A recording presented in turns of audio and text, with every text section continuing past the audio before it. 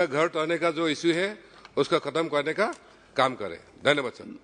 Now item number 15, संविधान अनुसूचित जनजातियां आदेश तीसरा संशोधन विधेयक 2022 ऊपर बहस अब कंटिन्यू होगी। श्री रामकृपाल यादव जी। माननीय अध्यक्ष महोदय, मैं सबसे पहले संविधान अनुसूचित जनजाति आदेश तीसरा संशोधन विधेयक 2022 का समर्थन करता हूं सर। माननीय प्रधानमंत्री नरेंद्र मोदी के नेतृत्व में देश के जो अंतिम पंक्ति में बैठने वाले लोग हैं, जिसके लिए प्रतिबद्ध हमारी सरकार है, अनेकों काम किया है। चाहे समाज का दलित पिछड़ा, अति पिछड़ा या अनुसूचित जाति जनजाति, सभी लोगों के लिए कल्याण किया।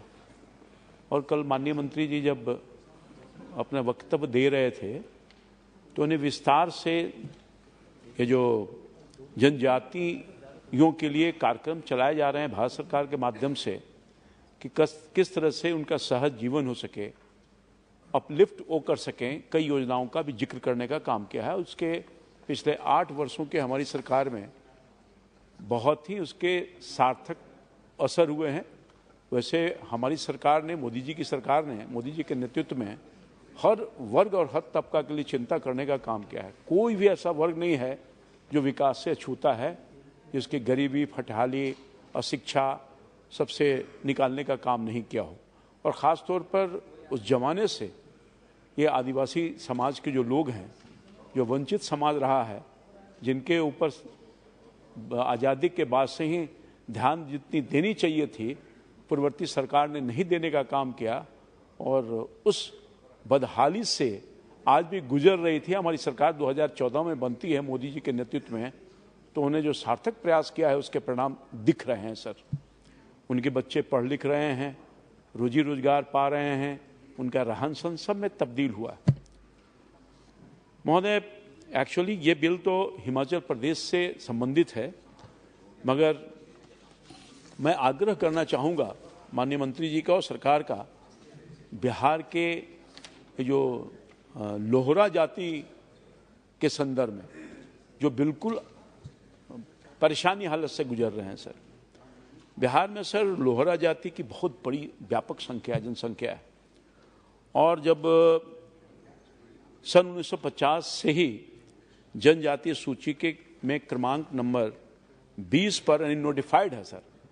फिर सन 1976 में भी क्रमांक नंबर 22 पर हिंदी और अंग्रेजी में भी नोटिफाइड किया गया है। लेकिन 30 वर्षों के बाद जब कांग्रेस की सरकार बनी, न केवल हिंदी में दर्ज लोहार को बदलकर लोहरा कर दिया गया, जो संवैधानिक रूप से गलत था।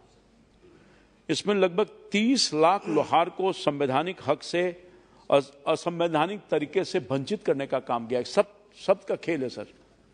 लोहरा, लोहार, हमारे यहाँ लोहार जाति कोई नहीं है, अनुसूचित है, लोहरा है सर। और वही लोहरा है जिसको लोहार बोलते हैं सर। और मैं समझता हूँ कि ये जो जनजाति कार्यालय मंत्रालय द्वारा, माफ कीजिएगा, अब असंवैधानिक तरीके से वंचित कर दिया गया। बिहार सरकार ने सन 1916 से लोहार जाति को जनजाति की सारी सुविधा देने का काम कर रही थी सर। लेकिन जनजाति कार्य मंत्रालय के द्वारा बनाए गए असंवैधानिक अधिनियम 48/2006 के वजह से मूल जनजाति समुदाय लोहार को जनजाति के लाभ से वंचित होना पड़ा सर।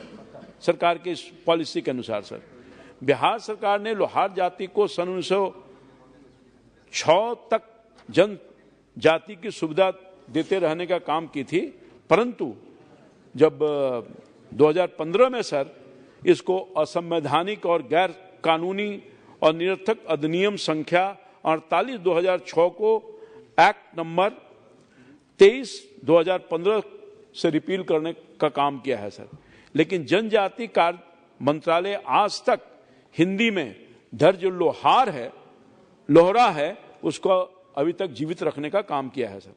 जनजाति कार्यालय मंत्रालय के इस रवैये की वजह से किसी को लाभ नहीं मिल रहा है सर।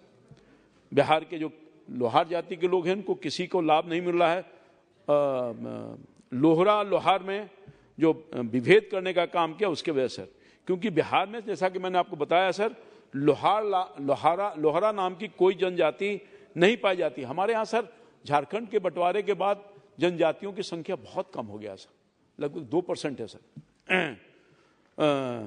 महोदय, आपके माध्यम से संविधान के अनुच्छेद 242 के अंतर्गत जनजाति सूची तैयार की जाती है सर। बिहार में लोहार जाति अधिनियम संख्या 108/1976 के जनजाति सूची में हिंदी में दर्ज है, जो संविधान के 342 के अनुसार आज तक कायम है सर। इसलिए मैं निवेदन ये करूंगा सर कि आपके माध्यम से सरकार से ये निवेदन करूंगा कि सर बिहार के लोहार समुदाय को अधिनियम संख्या 108/1976 के आधार पर बिहार सरकार को लोहार जाति को जनजाति की सारी सुविधा देने के लिए आदेशित किया जाए। पुनः मैं चाहूंगा कि जो पहले से आदेश था उस आदेश को आप पुनः अपने स्तर पर निर्देशित करें, ताकि बिहार के लाखों लोग जो लोहार हैं, जो जनजाति समुदाय के हैं, जो लाभ से वंचित हो रहे हैं, उनके तरफ आप मुखातिब होइए और ये आदेश कीजिए सर, ताकि बिहार के लाखों लोहार समुदाय के बच्चों का भविष्य खराब नहीं हो सके सर। परेशानी से गुजर रहे हैं सर। अंत में सर मैं आपके माध्यम से माननीय मंत्री जी का, सदन का, सबका ध्यान आकृष्ट करना चाहूंगा कि बिहार में जो गलती हुई सर, लोहार जाति को हिंदी और अंग्रेजी में उलझाकर राज्य सरकार ने केंद्र को गलत जानकारी दी, जिसके वजह से वो लाभ से वंचित हो रहे हैं। मैं अंत में सर मैं निवेदन करूंगा, बहुत सेंसिटिव हमारे मंत्री जी हैं और पहले बिहार के ही बेटे थे सर, अब ना झारखंड बिहार हो गया सर, और बिहार में माननीय विधायक भी थे, तो बिहार की पीड़ा को ये अवगत हैं। जो बिहार के ही बेटे होने के नाते और देश के बेटे होने के नाते न सिर्फ बिहार में लोहार जाति है, बल्कि हिंदुस्तान के हर इलाके में ये लोहार जाति जो लोहरा से नाम से जाना जाता है सर, मैं निवेदन करूंगा उनके साथ न्याय कीजिए, और जो व्यवस्था रिजर्वेशन का मिल रहा था, उनको लाभ मिल रहा था, जिनसे विगत वर्षों में वंचित हो रहे हैं, उनको श्री अब्दुल खालिक जी राज्य सरकार को, ताकि वो फिर उनको 4-5 मिनट में बात कीजिए। इन्हीं चंद शब्दों के साथ enough? विधेयक का समर्थन करते हुए अपनी बात समाप्त करता हूं। बहुत धन्यवाद सर। माननीय सभापति महोदय, ये हिमाचल